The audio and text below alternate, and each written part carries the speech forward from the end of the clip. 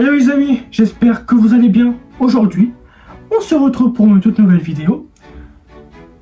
Et cette vidéo-là, on va parler d'une marque française, Citroën, 7 à 8 places. Donc une voiture à monospace. Alors, il faut savoir que plusieurs marques, comme la Citroën C8, la Peugeot 807, la Fiat Ulysse 2, la Lancia Fedra, produits sur la même base. C'est-à-dire que l'extérieur est complètement différent, mais l'intérieur est identique, à part le volant qui change, comme celui de la Citroën C8 est différent que la Peugeot 807, celui de la Fiat Ulysse est différent que la Lancia Fedra. C'est logique. Mais ils ont été conçus dans la même usine, donc l'usine Sevel Nord, constituée par Sevel, une société conjointe, donc PSA, Peugeot, Citroën, Fiat, professionnel, direct. Mais dans cette vidéo-là, on va parler de la Citroën C8.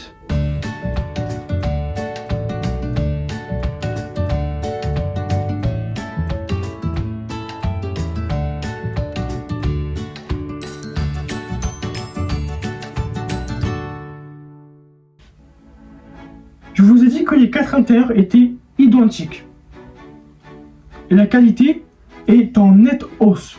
Vraiment, c'est de la bonne qualité cette voiture-là. Alors, seules les selleries et équipements sont différents. Donc en gros, on avait des différentes marques, donc les 4. Par contre, je vais parler que des Citroën C8. Mais je vais vous dire un truc. Là, le sujet de la vidéo là, c'est la Citroën C8. Le reste, c'est quasiment la même chose. Mais là, je vais vraiment que parler de la Citroën C8. Alors, le planche de bord est quasiment identique sur les 4 versions. Donc en gros, c'est carrément la même chose, la même disposition de l'autoradio, des compteurs tours, etc. Mais c'est juste la sellerie qui est différente. Ça veut dire que nous avons des Citroën C8 en cuir, en tissu, ou alors on a du Sky quoi, le Sky et le cuir. Vraiment d'autres différents. Ou alors on avait de la sellerie, en gros du tissu, mais différent, une couleur différente. On avait soit du noir, soit du marron, soit du beige, etc. Vraiment quelque chose de différent, quoi. Alors, celle-là, par exemple, l'instrumentalisation est centrale. Les 3 cadrans circulaires, alors 3 cadrans circulaires, c'est les 3 compteurs tours sur le tableau de bord, au milieu du tableau de bord. De couleur vert. Alors la couleur vert, généralement, c'est plus pour Lancia et Fiat. Généralement. Parce que sur la Peugeot 807 et la Citroën C8, c'est plus le blanc. Sont remplacés par un bloc compteur en cochant l'option GPS. Alors ici, on a 2 compteurs tours. Mais au milieu des 2 compteurs tours, on a le GPS. Donc parce que c'est une voiture de voyage, donc on avait tout, on avait le GPS, on avait le Bluetooth, on avait tout. Et quand on a le GPS, obligatoirement, nous avons le Bluetooth sur l'autoradio. Donc vraiment, c'est quelque chose de hyper pratique, où on peut raccrocher, décrocher avec le téléphone, ou alors mettre de la musique sur son téléphone. La qualité des matériaux est en progression. La console centrale est en surplomb du plancher, accueille toujours le levier de vitesse et les commandes de climatisation. Alors, l'emplacement du levier de vitesse et des boutons de climatisation est en hauteur par rapport aux autres voitures. La Peugeot 807 et la Citroën C8 ont été commercialisées en juin 2002. Alors, en juin 2002, ça dépend des modèles. Moi, dans mon cas, la Citroën C8 que j'ai, je vous la mets ici, c'est une 2007, ce n'est pas une 2002. Ça dépend des modèles, parce qu'il y a plusieurs phases qui sont sorties. Mais en général, c'est en 2002. Mais en tout cas, la mienne, c'est en 2007 qu'elle était sortie. Direct. Alors, les Fiat Ulysse 2 et la Lancia Fedra en septembre de la même année. Donc, c'est d'abord Fiat et Lancia qui ont sorti en premier. Après, c'est Peugeot et Citroën. Voilà.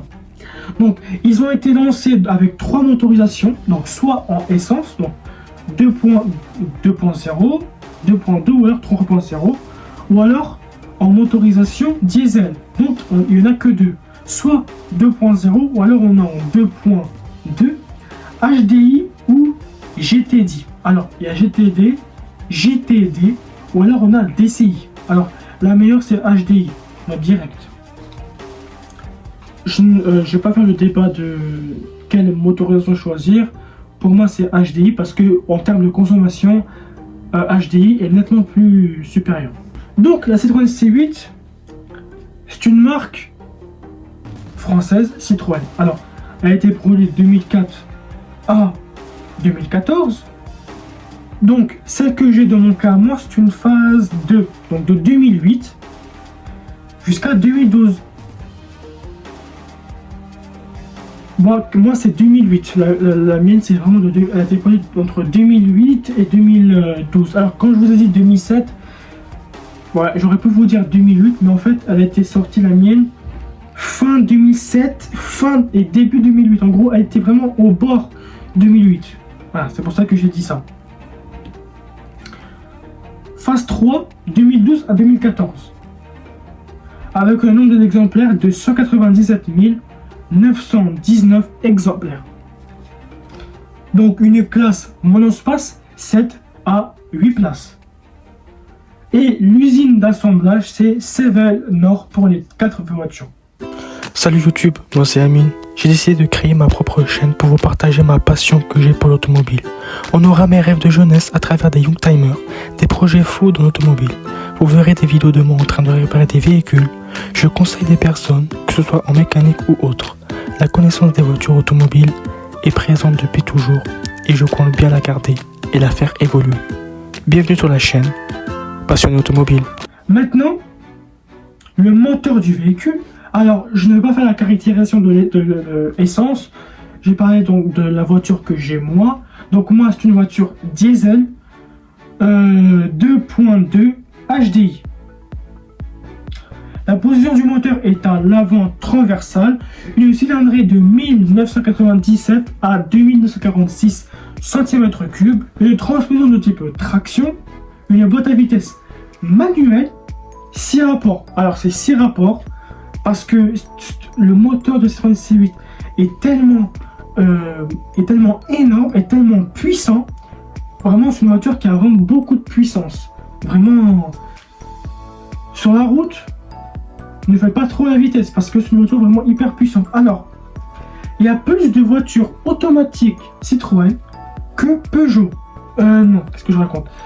Il y a plus de voitures automatiques pour les deux marques que manuel. Eh oui. Mais sinon, je sais pas, je ne vais pas vous faire de débat, mais dans mon cas, moi, si vous voulez acheter une voiture et vous hésitez entre manuel et automatique, vous achetez manuel. Pourquoi manuel? Automatique, en termes de réparation, ça va vous coûter hyper cher et c'est très compliqué de trouver la pièce. Et c'est cher. C'est une boîte à vitesse séquentielle. Donc de 4, 6, donc en gros quand on a une boîte automatique, c'est automatiquement séquentiel, 4, 6 rapports direct. Donc je vous laisse un petit peu admirer le moteur du véhicule de cette Citroën C8. Alors, quand on regarde un peu le moteur, vous savez que pour démonter un filtre à huile, vous savez comment il faut faire ou pas? Il faut démonter tout l'avant, il faut démonter tout le pare-choc, les phares. Est-ce que vous voyez de la place pour travailler dedans? Il faut démonter tout le pare-choc pour avoir la place. Tout.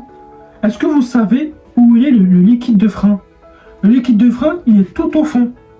Vraiment, pour lui rajouter le liquide de frein, c'est une galère. Moi, dans mon cas, vous savez comment je fais? Je prends une pipette, j'aspire et je le mets. Direct. Vraiment parce que il n'y a pas de place. Alors que si je vais avec une Clio ou alors une Fiat, c'est très facile. Mais ça, c'est vraiment, il est hyper loin. Il est très très loin. Donc maintenant, on va passer à l'intérieur du véhicule. Alors, l'intérieur du véhicule, je vous ai dit que c'est une voiture. Alors les quatre marques, c'est identique. Sauf, on a des selleries différentes. On a des couleurs de sièges différentes, des couleurs de tissus différentes. Voilà. Alors, il y a aussi des voitures qui ont 7 places aussi. Il y en a qui ont 8. Moi, dans mon cas, moi c'est 8 places. Voilà.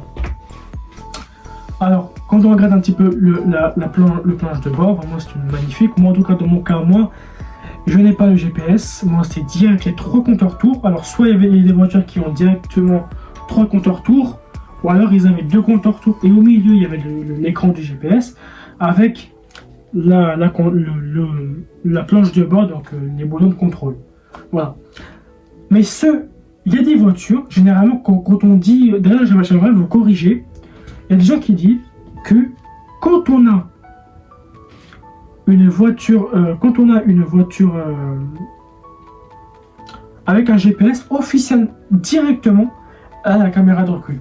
C'est faux. Ça, c'est faux. Il y a des voitures qui n'ont pas le GPS, mais qui ont les caméras de recul. Ça veut absolument rien dire. Moi, dans mon cas, elle n'a pas le GPS, mais elle n'a pas les caméras de recul. Elle n'a pas. Elle a aucun des deux. Mais il y a des voitures, ils ont le GPS, mais elles n'ont pas de caméra de recul. Il y a des voitures qui n'ont pas le GPS, mais elles ont les caméras de recul.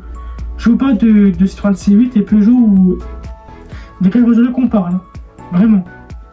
Donc voilà. Donc vraiment, ça c'est une erreur à ne plus faire. Donc heureusement que je suis là, pour vous aider, pour vous corriger, mais ça n'a aucun rapport. Et ça, j'aimerais bien heureusement que j'ai vu la vidéo d'un gars sur TikTok qui disait un petit peu n'importe quoi. Voilà. Mais sinon, qu'est-ce que je veux dire sur ces voitures-là? C'est une voiture magnifique, une voiture fiable, une voiture très très grande, une voiture robuste, une voiture vraiment qui a un très grand moteur et une voiture qui a un très bon moteur aussi. Et vraiment, c'est une voiture que j'aime beaucoup, puisque dans mon cas, un membre de ma famille, il l'a. Et vraiment, quand on part en vacances, toujours on part avec, on a des portes coulissantes qui s'ouvrent automatiquement. Soit c'est automatique, ou alors on peut faire au manuel. Mais vraiment, c'est comme une limousine pour moi, donc vraiment, c'est une très très belle voiture. Donc voilà. En tout cas, les amis, j'espère que cette vidéo vous aura plu. Si c'est le cas, n'oubliez pas de vous abonner, liker, partager, faites ce que vous voulez. Et moi, je vous dis à la prochaine pour une toute nouvelle vidéo. Allez, salut!